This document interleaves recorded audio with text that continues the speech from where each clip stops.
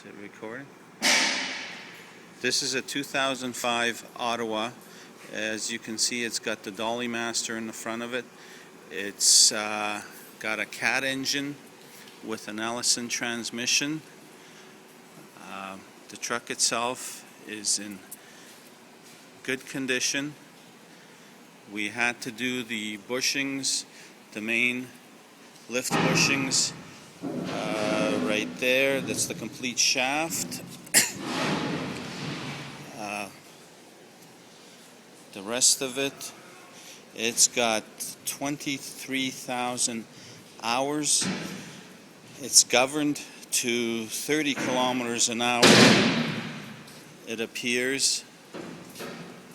Overall, the truck is in good condition. It does have some paint, but obviously over time, wear and tear.